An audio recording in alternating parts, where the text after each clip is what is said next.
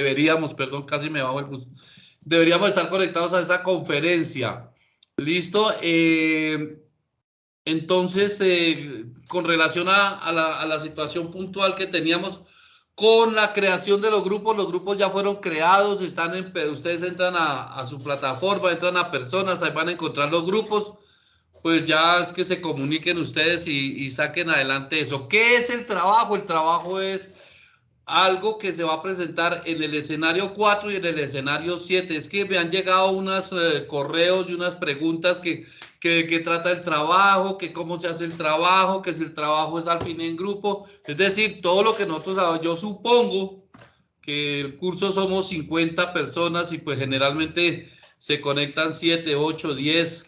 Entonces los que preguntan eso son aquellos que realmente no se han podido coordinar. Entonces, esos trabajos estaban en la puntualidad en el escenario 4, va a ser a partir del 14 de julio, me parece que es las fechas, pendiente de cualquier situación. Ya hablamos más o menos qué era lo que se quería, qué es lo que yo pretendo con esos trabajos. A mí ese asunto de sus normas APA y todo eso no me parece tan relevante en este momento, como sí me parece la comprensión de los trabajos que se están haciendo, por un lado. Por el otro lado, está solucionado lo de los grupos, está solucionado lo del trabajo. Esta clase, pues lógicamente, está en reposición de lo como habíamos hablado, cuando el lunes es festivo, el martes hacemos la clase para que puedan ustedes asistirla. Pero qué problema en el que me metí yo, porque todo mundo que qué pasó, que se conectaron el martes pasado no fue festivo, lunes pasado tuvimos clase. Hay personas que se tornan un poco agresivas, digámoslo así, con relación a eso. Es un compromiso que yo personalmente, de muy buena voluntad, quiero hacerlo, porque pues de todas maneras no es culpa mía que haya un festivo o que la ley Emiliane. ¿Listo? Entonces, para que eso lo tengan en cuenta, no son clases presenciales, no son clases catedráticas, sino que estos son unos encuentros sincrónicos en los cuales vamos a hablar sobre todos estos temas. ¿Listo?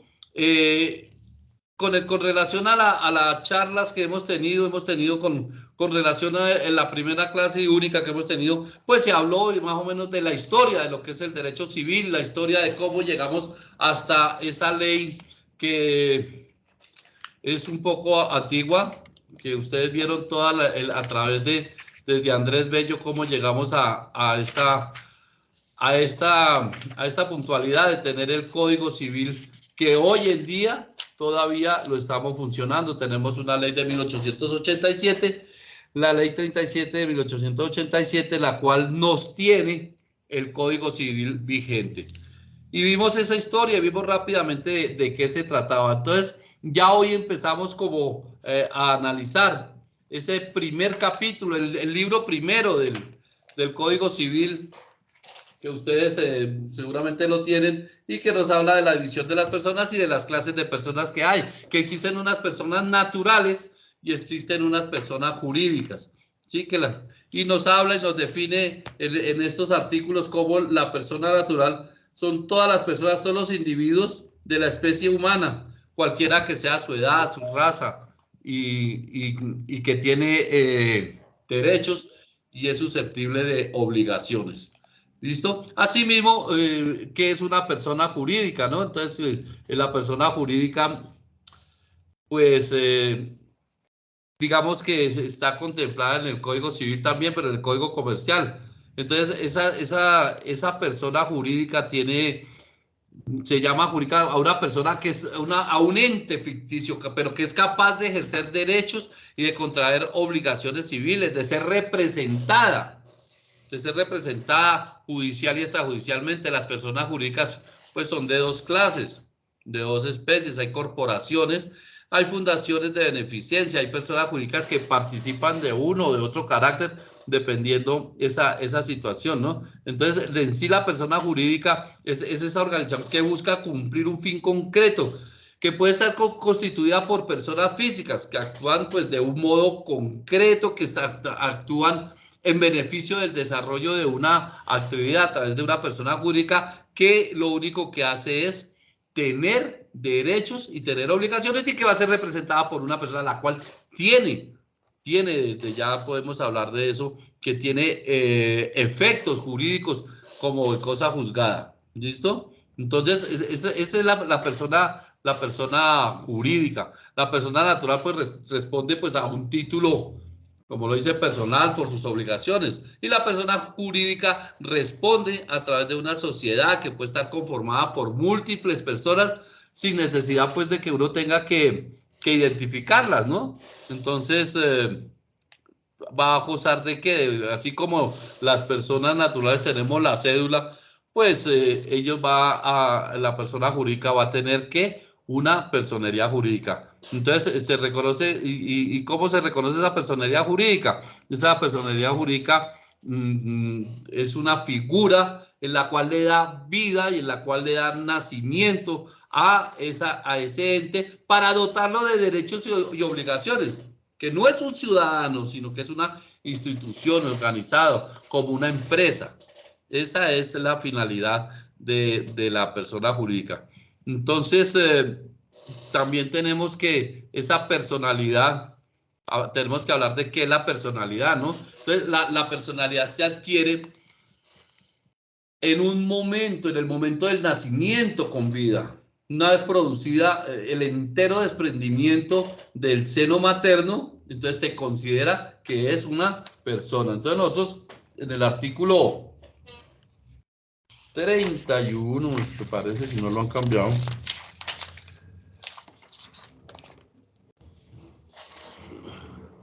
Entonces se determina el nacimiento de esa persona jurídica, de esa persona de esa manera, ¿no? ¿Cuándo se desprende de su madre? Entonces hay unas formas para saber, por ejemplo, si una criatura nace viva, ¿sí? Entonces se hacen unas pruebas, se hace una prueba para saber si esa persona nació, si esa persona, cuando el feto nace, cuando ese niño nace, pero que nació de pronto ya fallecido o está vivo y hay alguna duda, se hace una prueba que les coge su pulmoncito, lo meten en el agua. Si ese pulmón flota es porque ese niño nació a la vida jurídica, que es un momento supremamente importante porque ahí lo que pasa es que se van a desprender una serie de situaciones que afectan el nacimiento. Ese nacimiento afecta a la personalidad.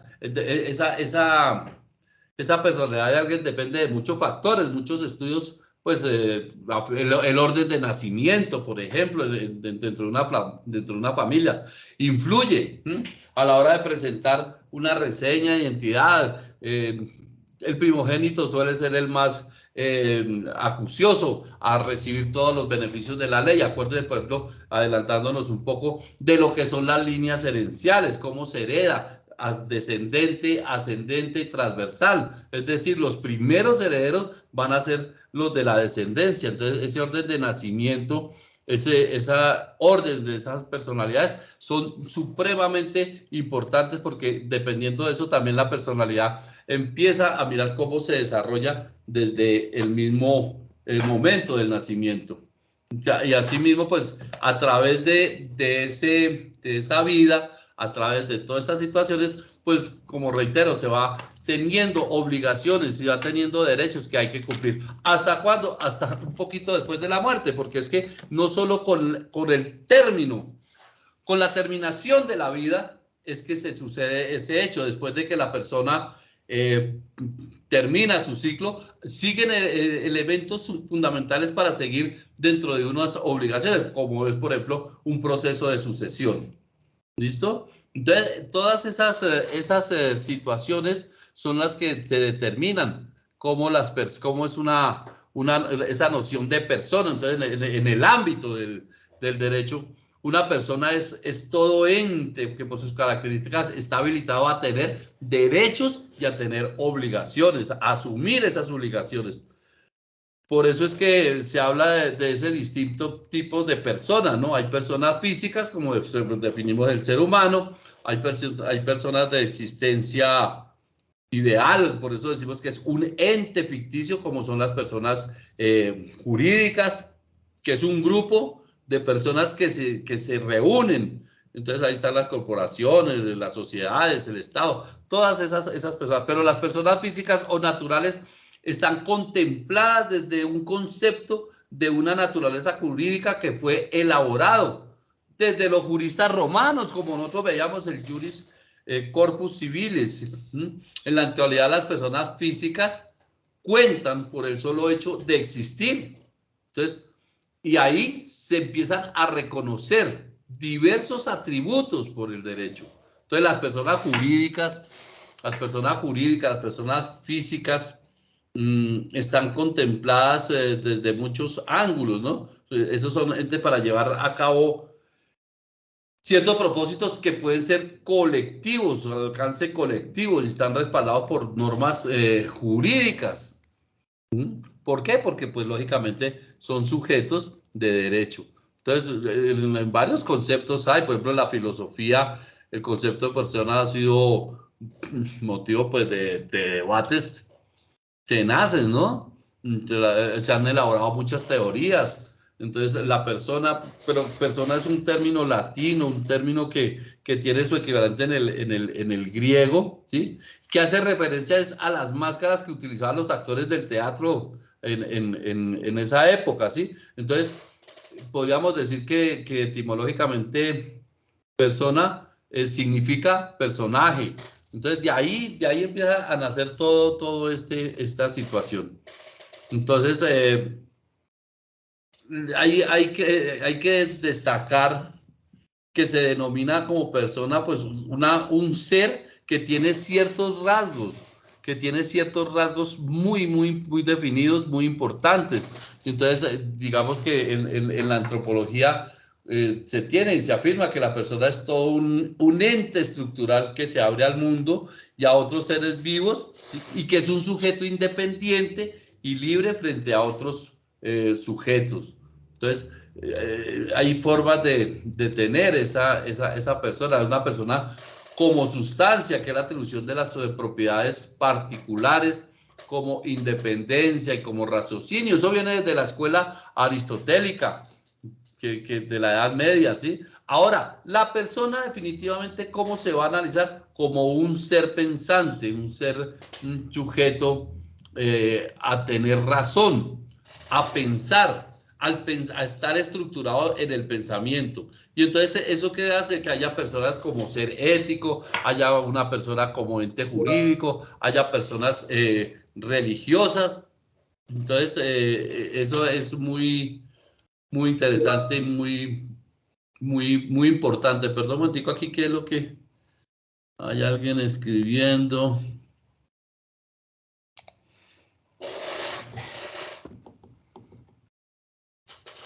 Listo. Bueno, no. Estamos haciendo ese. Entonces, asimismo, por ejemplo, como hay una presunción para que una persona llegue a tener la vida, de poder determinar si ese naciturus nació a la vida y que haya nacido jurídicamente a tener esos derechos y obligaciones. También hay una presunción de muerte, por ejemplo, por desaparición. El caso de toda esta. Ustedes, cuando tengan un tiempito, se leen el artículo 97 del Código Civil y ahí van a encontrar cómo, si pasan más de 2 años de haberse tenido noticia de una persona que está ausente, se presumirá que ha muerto. Entonces, eso es un proceso que se lleva, que tiene unas características y todo eso, porque es supremamente importante que tengamos claro esa situación.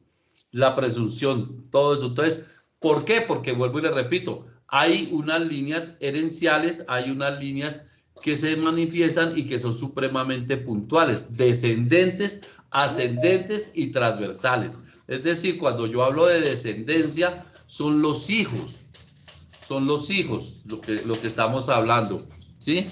Cuando yo hablo de los ascendentes, ¿sí? Pues estamos hablando de quién, de los padres, ¿sí? Entonces, esa es la posibilidad que tiene, digamos, cuando se habla de un juicio de sucesión. Ustedes saben, por ejemplo, que en los juicios de sucesión se determina que si siempre va a estar el cónyuge, pero se determina que si tenemos hijos, heredan primero los hijos. Si nosotros no tenemos hijos, heredarán nuestros padres. Si no tenemos padres, pues heredarán nuestros hermanos. Si no tengo hermanos, heredarán los sobrinos.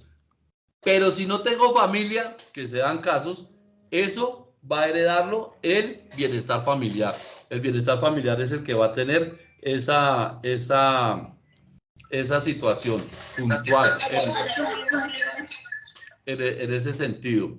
¿Listo? Por eso se determinan eso. Y entonces por eso hay que tener la finalidad de la existencia de una persona, ¿no? Entonces, esos fines de la existencia de la persona, perdón, a ver qué es lo que dice acá. Es que hay unas personas que se están tratando como de conectar por otra conferencia, no sé.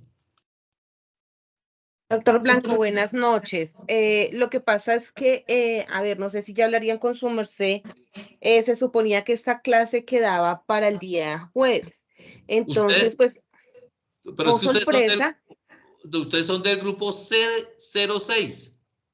Es que aquí hay 6 C06 y C07, mi doctor Blanco. Sí, señora, pero el grupo C06 tiene clase hoy. El grupo C07 tiene clase el día jueves. Porque es que el C06 tiene clase los días lunes de 6 a 8. Sí. Los grupos C07 tiene clase de 8 a 10. Son totalmente independientes. La clase de reposición del día festivo Sí. para el grupo C06 es el día martes, hoy, de 6 a 8. La clase de reposición del lunes festivo 3 de julio para el grupo C07 es el día jueves de 6 a 8. No sé por qué se haya presentado la confusión. Ay, Ahora, no. las dos clases están programadas. Ustedes pueden revisar el calendario y ahí están programadas esas clases en diferentes horarios. Sí, doctor, yo la revisé y la única que me aparece, hablo por mí, en Sí. mi calendario es esta, profe. Entonces, claro, doctor, cuando dijeron que había clase con su merced, pues obviamente la gran mayoría pudimos asumir y nos conectamos fue por el otro link. Yo ya estuve allá, me enviaron este y por eso estoy acá. Pero si el doctor dice que nos vemos el jueves, entonces yo corto y nos vemos el jueves, mi doctor. Jenny, Señor. ¿Eres del grupo C07? C07, doctor. Correcto, tenemos clase el día jueves de 6 de la tarde a 8 de la noche.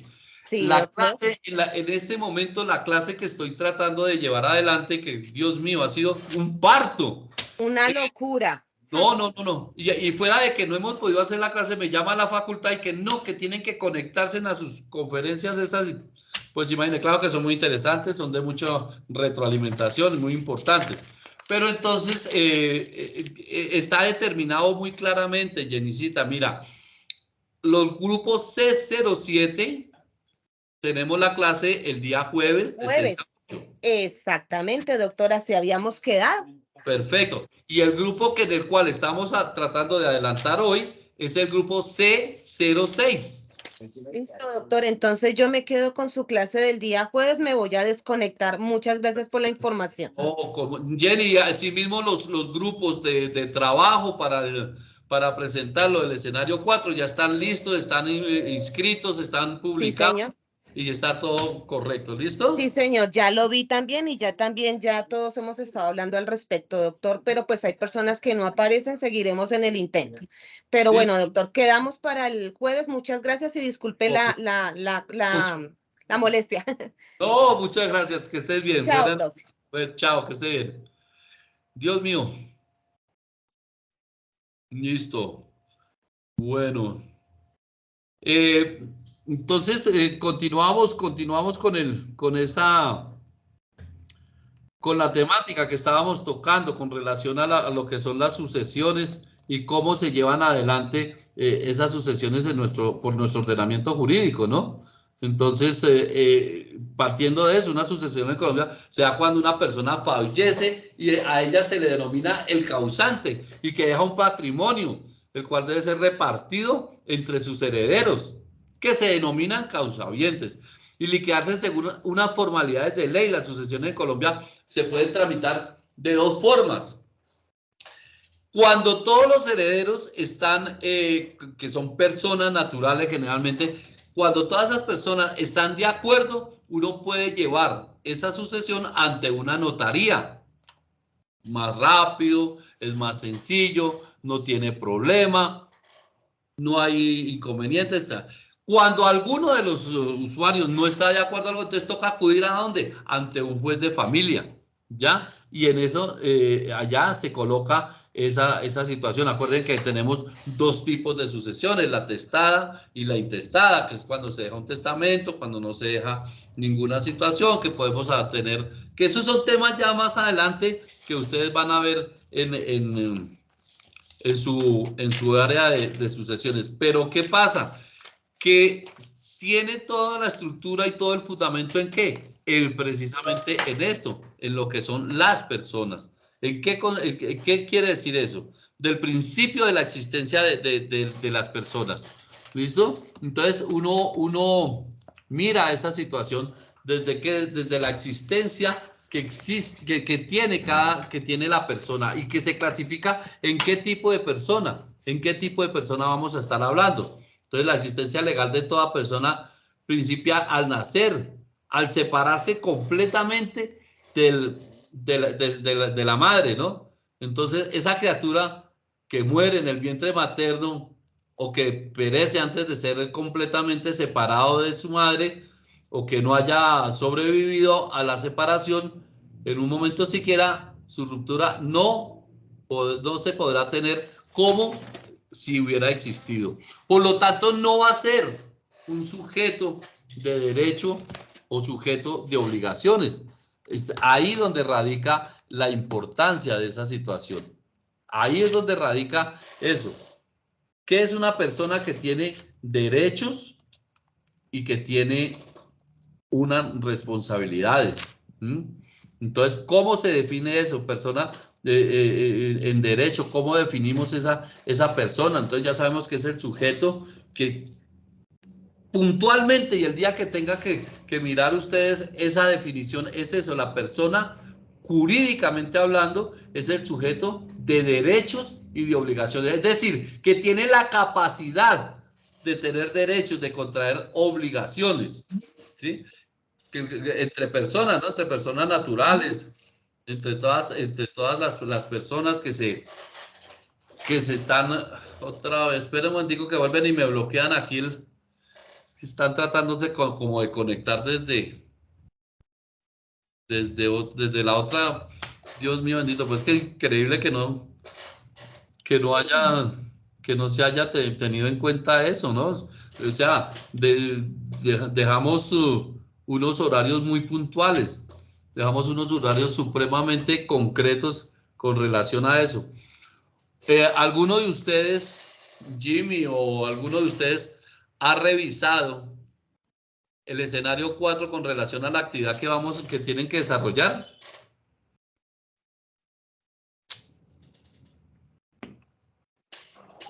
Pues la verdad, el desarrollo de la actividad todavía no lo he mirado. Albeiro, tenga la amabilidad. Buenas noches. Profesor, muy buenas noches, muchas gracias. Profesor, quiero hacerle una pregunta con respecto al tema que está hablando. Sí, señor, claro. Bueno, por la definición del Código Civil, pues una persona natural es una persona sin distinción de raza ni creencia. Pues tengo entendido que solamente por el solo hecho de nacer es ya una persona natural. Correcto. Pero, sí, por ejemplo, cuando uno como padre, por darle una idea, ¿verdad?, quiere montar una sociedad y quiere incluirlos a ellos, por siendo menores de edad, necesariamente pues uno de los padres o los dos deben ser sus representantes en cuanto a cuando le hablo de una sociedad, o pongámosle un ejemplo, una SAS. Esa es una pregunta. Déjenme y hago de una vez la otra para ver si me colabora y me responde ambas. Claro que sí. Y la otra es, por ejemplo, cuando la persona es menor de edad, pero tiene pérdida de capacidad laboral superior al 50%. Pongámosle, Ojo, pongámosle ojo con el esa, 60%, pongamos- ojo, Albeiro, ojo con esa palabra que acaba de utilizar, capacidad. Siga, por favor. entonces, pérdida de capacidad laboral del 60% ya decretado por la Junta Central de Invalidez y todo. ¿Qué pasa si él quiere constituir una sociedad siendo menor de edad, si la quiere constituir siendo mayor de edad? Esa sería la pregunta, profesor. Listo, Albeiro, mire, primero que todo vamos a aclarar lo siguiente. Cuando la persona nace, jurídicamente se define de esa manera, ¿no? Es alguien que tiene derechos y que se alude a una entidad determinada que tiene derechos y obligaciones, ¿listo? Pero ¿qué pasa? Ya para ejercer ciertas actividades civiles, como el poder contratar, como el poder determinar hacer ventas, como el poder de hacer negocios jurídicos, tiene que tener una calidad, tiene que tener algo que es supremamente importante que se llama capacidad. Cuando nosotros hablamos jurídicamente, ¿qué es la capacidad? No quiere decir que no tenga claro un negocio, no, la capacidad es que sea mayor de edad. ¿Ve? Por ejemplo, si a mí viene, no sé, Margarita y me dice, profe, le vendo mi apartamento y le digo, yo lo compro y listo. Y cuando vamos a la notaría le dicen, permítame su cédula y una persona bien interesante, grande, revela una edad, pero le piden su cédula. No, yo no tengo cédula, tengo tarjeta de identidad. No tiene capacidad para realizar un negocio jurídico. Por lo tanto, tiene que tener un tutor, un representante legal, que en ese caso sería pues alguno de los padres. Entonces, el hecho de nacer, claro que genera derechos y claro que genera obligaciones. Por ejemplo, si hay una persona menor de edad y el padre fallece, él tiene derechos, él puede participar en la sucesión, él es una persona que puede ser cobijada con esos derechos. Lo que pasa es que por la falta de capacidad va a incluir, va a ingresar dentro de ese ámbito jurídico a través de quién, de su representante legal. ¿Listo? Ahora, digamos que eso, dígame, Albeiro. No, profesor, tranquilo, siga. Ah, es que me levantó la manita. ¿Quién me levantó la mano? Estoy viendo. Entonces, con relación a eso, ¿sí me entiende? Tiene que tener capacidad. Esa capacidad es lo que nos da eso. Muy buenas noches, Diego Alejandro. Muy buenas noches, profesor. Tengo una pregunta, pues ahorita que decía sobre el tema de los herederos, Ya, porque pues, Dieguito, discúlpeme un momento. ¿Alguna inclina con respecto a la segunda parte de Albeiro? ¿O me permite no, contestar Albeiro? Y ya no, dejé la seguimos. mano levantada era para que cuando termine el Albeiro participe. Ya, deme 2 minuticos. Sí, sí, Albeiro, sí, sí. Albeiro, entonces continuando con esa situación, ¿qué pasa? Tenemos que plantearnos con la segunda parte de la pregunta. Cuando hay una incapacidad para laborar, está bien, y esa incapacidad ha sido determinada en su proceso por la Junta Regional y en segunda instancia por la Junta Nacional y se da claro que tiene el 60%, esa persona tiene un derecho. ¿Y cuál es ese derecho? A ser pensionado. Pero eso no le resta ni le quita la oportunidad para seguir ejerciendo negocios jurídicos. Es decir, yo puedo tener una incapacidad del 60%, yo puedo estar con una pensión. Hay que analizar es el tema de cómo se pensiona si es menor de edad, pero vamos a poner el ejemplo de la persona que es mayor de edad, que tiene una pensión porque tiene por una situación médica, por un problema médico, por una pérdida de capacidad laboral, se pensiona, pero eso no le resta la oportunidad para que siga ejerciendo negocios jurídicos. Puede montar una empresa, puede ser parte de una sociedad o puede ingresar a hacer ciertas actividades que le permita su condición de trabajo. ¿Sí, Albeiro? Sí, profesor, entonces le entiendo, vamos a asumir que la pérdida de la capacidad laboral sea por una enfermedad desde nacimiento y ya es mayor de edad, ¿ya? O sea, ya por Junta Central se determinó que Claro. que es una persona, lo que llamamos actualmente una persona discapacitada. Discapacitada. Pero por Entonces, eso, Alberto, tiene que ser una persona ya mayor de edad para que goce de una pensión. ¿Sí? Porque se supone que estaba trabajando. disculpe, Se supone que estaba no, trabajando. pero ese no es el... Pero es que usted... Yo le entendí el caso este. El caso que Este es usted el otro plantea, caso donde la nace persona por nacimiento es correcto. Y la con una Junta deficiencia. determina. Eso, es que nace con una deficiencia. Entonces, Claro. ya es mayor de edad, la Junta determina desde antes de ser mayor de edad que ya tenía 60% de pérdida de capacidad. Entonces, la pregunta es para firmar, para vender, para comprar. La pregunta de pronto es, ¿necesariamente se necesita un tutor o no? Para que esa Claro, persona, si es menor de edad, sí. siendo mayor de edad y con la, No, con la no, discapacidad que tiene. no, pero ojo, Albeiro, hay que analizar una cosa. Si es una discapacidad física, pero si es una discapacidad mental en la cual se empiece a hablar más bien, ya no existe la figura de la interdicción, ¿sí? Pero que sea una persona interdicta es diferente. Tendría que hacer esa situación de otra forma. O sea, sí le pregunto, porque ahora que usted habla de la intervención, yo creo que salió en el 2019 la ley 1996, de pronto puede estar raro. Correcto. Ya desapareció el tema de la interdicción. De interdicción, exacto, por eso es. ¿Ves? Entonces, Profesor, disculpe, venga y le redondeo la pregunta para que de pronto me quede claridad. La persona nace con una discapacidad, ¿verdad? De nacimiento. Pero Albeiro, ¿la discapacidad es física o mental? Es física, doctor. No, él tiene pleno conocimiento y capacidad mental. Sí, correcto, claro. No tiene ningún problema para ingresar dentro de una persona jurídica. Ok, eso es lo que... Y si de pronto la persona tiene un bien y quiere vender, no hay ningún problema, no necesita tutor. No, no necesita tutor. Papá, hablemoslo más puntualmente, hermano. A mí me nací con una deficiencia que no me permite caminar, pero yo tengo mi conciencia bien, tengo mi capacidad mental y por alguna circunstancia tengo una casa, yo la puedo vender, hermano. No tengo ningún inconveniente. Caso diferente donde mi deficiencia fuera mental, donde yo no tuviera la capacidad mental de llevar adelante eso.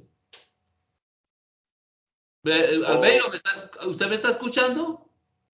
Sí, claro, doctor, sí, claro, no, clara su respuesta, ya. No, es que me dicen aquí que no tengo sonido. Bueno. No estoy escuchando bien.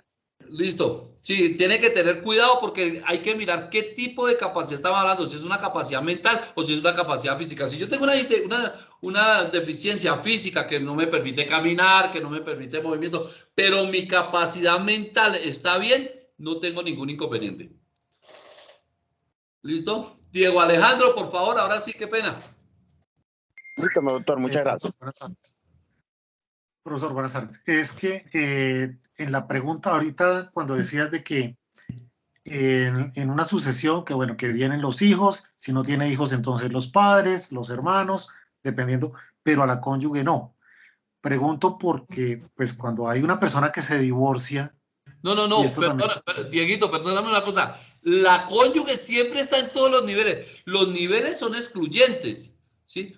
Descendente, ascendente y transversal. Pero la cónyuge siempre está. Es decir, descendente. Si yo tengo esposa e hijos, hereda mi esposa y mis hijos. ¿Listo? Okay. Si yo no tengo hijos, pero tengo esposa y papá y mamá, hereda mi papá, mi mamá y mi esposa. ¿Sí? Perfecto. Y esos niveles son excluyentes. Es decir, si yo tengo hijos, nadie más tiene derecho. Para afuera todo el mundo. Dijo el gran combo político, no hay cama para tanta gente. Para afuera. Excluyen a los otros. Si yo no tengo hijos, pero tengo padres, mis padres, y excluyen a otros. Pero la cónyuge siempre va a estar ahí. Siempre va a estar en ese nivel. Ok, o sea, no hijos, entonces entraría la cónyuge y los padres. Sí, pero si no tiene padres. Bueno, por eso. Pero entonces digamos que ahí sí entra solamente la cónyuge. Correcto, sí, señor. Okay, en caso de que ya no existiera ni cónyuge, ni papá, ni hermanos, entrarían los sobrinos. Y en caso de que no hubiera nadie, el bienestar familiar. Está todo bien. Perfecto, gracias. Berta Lucía, muy buenas noches. Buenas noches, doctor, ¿cómo me le va? Qué pena molestarlo a usted. Qué pena la demora. No, profe, si es respecto a lo que estaba hablando en el momento, si es la compañera permanente no declarada. Y tengo otra pregunta que se sale, pero ya había hablado sobre eso. ¿Cuándo exactamente se nombra el hecho de ser persona? ¿En qué momento? En el momento de nacer. En el momento de nacer. Si usted revisa el artículo 90, ¿sí?, del principio de la existencia de la 90 del Código Civil, dice: la existencia legal de toda persona principia al nacer. Esto es, al separarse completamente de su madre. ¿Listo? Artículo 90. Listo. ¿Y cómo era la otra pregunta? Por decir, en las personas que heredan, si la persona tiene una compañera permanente no declarada. Entonces claro que sí, pero entonces ¿qué pasa? Tiene que iniciar un proceso ante un juez de familia que se denomina declaración de la unión marital de hecho. Entonces tiene que llevar unos testigos. Ahora, si no tiene documentos que puedan soportarlo, por ejemplo, yo tengo una compañera permanente y resulta que yo la tengo afiliada a mi salud, es una prueba. Aquí es con medios probatorios. Si yo tengo mi compañera permanente y resulta que la tengo en mi empresa inscrita como mi beneficiario y todo eso, es una prueba. ¿Listo? Pero digamos que no, nada. Yo tengo que comprobar, o yo pues no, porque ya estoy frikis mortis, no resollo, no resoplus. Pero ella, ¿qué tiene que hacer? Iniciar un proceso en el cual le tienen que decretar la unión marital de hecho. Acuérdese que para que exista una unión marital de hecho se tiene que llenar unos requisitos. Ninguno de los dos puede ser casado, porque si es casado, si tiene una sociedad conyugal vigente a través de matrimonio católico o a través de matrimonio civil, no puede tener una compañera permanente. ¿Listo?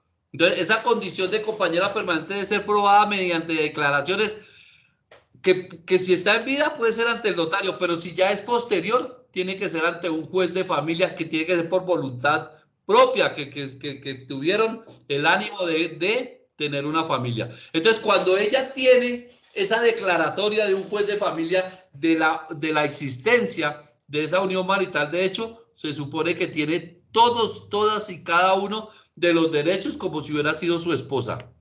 ¿Listo? Le hace la ley 54 de 1900. Profesor. La ley, Berta, la ley 54 de 1990, le puede usted aclarar mucho cómo es todo el trámite para la compañera permanente. Muchas gracias. Listo. Marcos Darío, muy buenas noches. Buenas noches, profesor, ¿me escucha? Correcto. Ok, tengo una pregunta. Bueno, digamos como tal, ¿sí me escuchan? Marcos, estoy escuchando. Edixon Rodríguez. Edixon, se le quedó abierto el micrófono. Gracias. Marcos, dígame. Ok, lo que pasa es que, bueno, el Código Civil como tal, con respecto al nasciturus, protege, o sea, como tal el código, derechos patrimoniales al que está por nacer. Claro.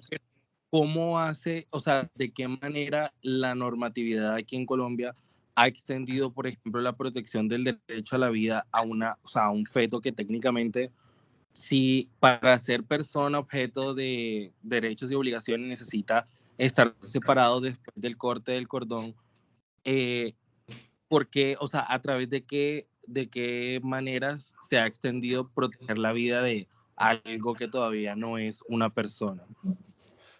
Porque hay una situación que se llama los derechos del no nacido. ¿Sí? Derechos del no nacido en Colombia. Entonces, el ordenamiento jurídico, la legislación colombiana le concede derecho a la vida a la persona humana o ¿cómo le explico? Protege la vida y la garantiza a quienes aún no han nacido. Porque la vida digamos, es un derecho, ¿ya? Entonces, los no nacidos tienen uno de ellos, y jurisprudencialmente la Corte ha amparado esos derechos de tal manera que hasta una persona puede heredar. Por ejemplo, casos de miembros de las fuerzas militares que están en periodo de gestación y fallecen ellos, esa persona que está por nacer, tiene derechos. ¿Listo? Ese O nacimiento. sea, Sí, o sea, dígame. ha sido más que o sea, ha sido más que todo, o sea, específicamente con respecto a la vida, ha sido más que todo por la vía jurisprudencial, o sea, porque técnicamente el código como tal solamente ampara el derecho patrimonial Al de nacido. suceder a una persona, correcto. ¿Sí? Pero entonces proteger la vida a algo que no ha nacido o sea, se ha hecho a través de la Corte. Sí, claro, claro. No, es que en este momento, permítame, buscamos acá. Espera un momentico. ¿Qué dice el artículo 43? ¿No se acuerda?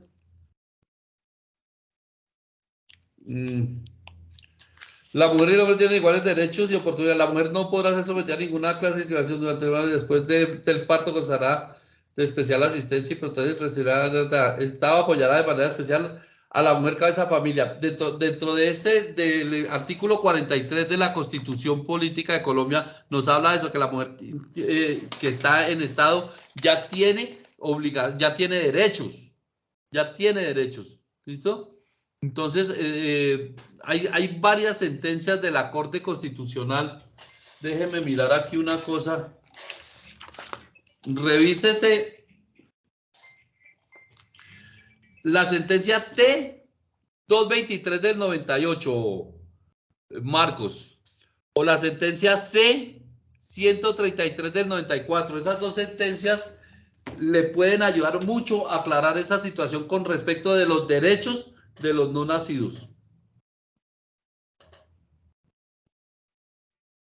Porque por lo que le digo, digamos que una persona aún no nacida puede tener derechos patrimoniales. ¿Por qué? Porque está en su periodo de gestación y al nacer va a tener unos derechos herenciales, porque cuando fallece el padre, él ya existe, tiene un derecho de no nacido. Si bien es cierto lo que usted acota, es supremamente cierto, el artículo 90 nos habla de que esa criatura nace a la vida jurídica cuando se desprende del vientre de su madre, pero puede haber una posibilidad de que se le garanticen los derechos del no nacido patrimoniales a una persona que está en ese proceso. Es decir, hablemos de 6, 7 meses de gestación y por alguna circunstancia fallece el padre. Cuando ese niño nace, ese niño tiene derechos a participar dentro de una sucesión, como ser, porque ya estaba dentro del vientre de su madre, ya tenía vida, y la vida empieza a contarse prácticamente desde el momento de la concepción. Entonces se tiene como un ser vivo. Vale, gracias, profesor. Viviana, muy buenas noches. Berta, Profe, buenas noches, ¿me escucha bien? Sí, correcto. Berta y Albeiro, ¿alguna participación o se les quedó la manita arriba? Y Marcos. Viviana, Yo sí muy tengo buenas una pregunta. Viviana, Buenas buenas noches. noches. ¿Cómo estás? Sí, buenas noches, profe. Bien, sí, señor. Profe, una pregunta. Es que, digamos, cuando un paciente, por decirlo así, que está en cuidado crítico, digamos, cuando los médicos dicen que ya no tiene nada más que hacer, el esposo puede tomar la decisión si se desconecta el paciente, sí o no. O sea, ¿tienen ese derecho a tomar esa decisión o no se puede? ¿Y qué norma lo reglamenta?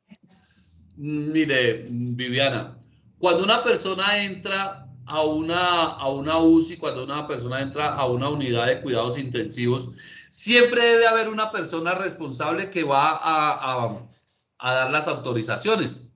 ¿Listo? En ningún momento se habla de una eutanasia ni de quitar la vida, no. Se habla de procedimientos médicos. ¿Listo? que se tienen que respetar. No sé si ustedes se acuerdan, por ejemplo, del caso, que un caso me parece muy tenaz, respetando, pero, por ejemplo, hay conceptos religiosos por los cuales, por ejemplo, no admiten una transfusión de sangre y firman un documento que no la admiten. Entonces, digamos que en el caso de que mi esposa esté recluida en una UCI y los médicos, los profesionales de la salud me dicen ya definitivamente no hay nada que hacer, procedemos a desconectarla o tal, me explican los procedimientos y yo autorizo esa situación. Yo la autorizo para que se evite un procedimiento médico. Se evita un procedimiento médico. No es, Viviana, no es que yo diga, no, por favor, señor médico, quítele la vida. No, no. Simplemente yo autorizo, porque el médico me va a decir, mire, ella está con una respiradora artificial. ¿Listo? En el momento en que se apaga el respirador, pues ella va a fallecer, ¿cierto? Yo lo que autorizo es que apaguen el respirador. Yo no estoy autorizando que le quiten la vida a ella. ¿Sí me entienden? Profe, pero no, yo creo que usted no comprendió la pregunta. O sea, es cuando, digamos, los médicos le dicen a uno, necesitamos desconectarla bueno, Exacto. del aparato mecánico, Correcto. pero uno como familiar, por decirse aferre, uno dice, no, eso, digamos, uno cómo se reglamenta ahí o esto es permitido. No la van a desconectar. No la van a desconectar. O sea, hasta que uno no dé el visto bueno como familiar, Claro. no lo pueden hacer, porque uno lo prevalece la vida, ¿verdad? Claro, claro. No puede, no, pues tiene que mediar esa autorización. Bueno, señor, gracias. Permítame que es que esto. Jimmy, muy buenas noches. Profe, buenas noches. Con referencia al trabajo, ya le he hecho una bajadita y rápidamente. Dice que ampliar uno de los conceptos que están o bueno, que se abordan, que se han abordado durante estos escenarios anteriores, ¿cierto, profe? Entonces, Sí, la idea es realizar una investigación y el tipo de entrega sería, porque pues, dice mínimo 3 páginas, sí. ¿es un trabajo investigativo o en su debido efecto es algún, pues digamos que como Digamos el que momento de la entrega es ensayo, es argumentación o es consulta? es algo más analítico, que ustedes hagan un ensayo con relación a los temas vistos y que ustedes vayan determinando ciertos conceptos de análisis y puntualidad sobre los temas que ustedes han visto. Por ejemplo, este tema que estamos tratando. ¿Listo? ¿Cuándo nace, cuándo se decreta la existencia de una persona? El tema que planteaba el compañero, los derechos del no nacido, ¿sí? La ley de la voluntad anticipada, cómo yo puede influir el tema de la desconexión de una persona. Por ejemplo, lo que estábamos tratando de disertar con relación, es que es un tema supremamente amplio. Por ejemplo, cómo es que las fuerzas militares, por ejemplo, si fallece una persona y su hijo ya está próximo a nacer, tiene derechos patrimoniales, como las sentencias de la Corte lo han avalado a través de ¿qué? De reconocerle esos derechos a los no nacidos. ¿Listo? Entonces, digamos que esa es más o menos la mecánica del trabajo, Jimmy. Ok, en el entendido entonces es leer, verificar y Pues bueno, hermano, conceptos, analizar y realizar un ensayo.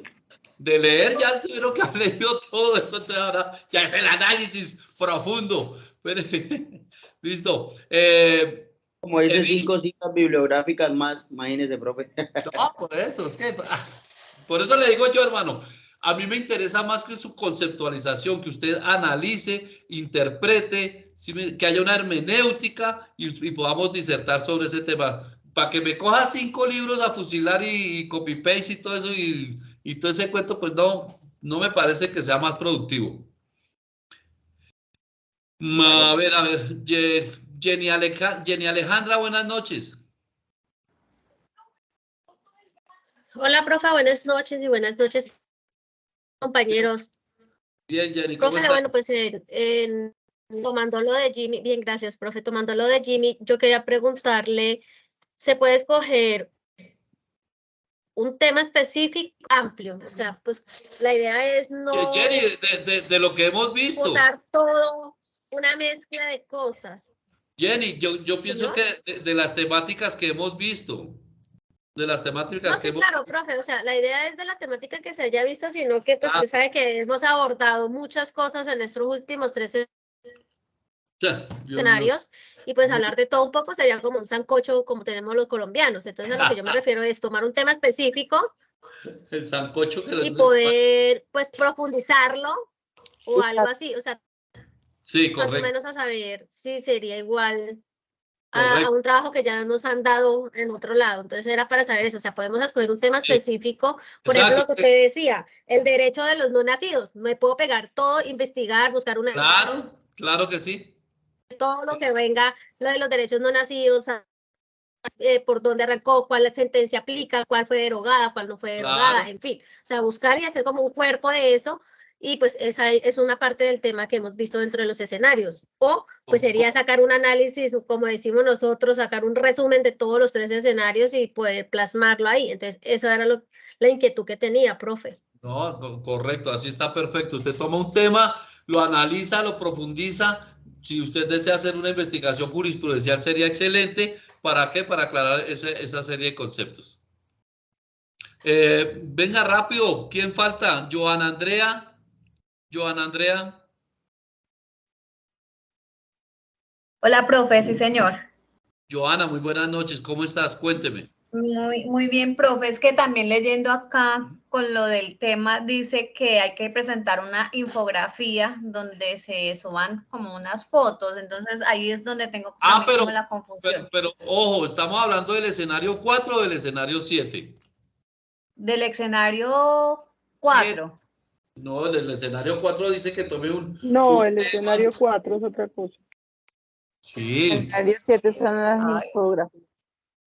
El escenario 7 Bueno, muchachos. Entrega semana 4, me dice acá.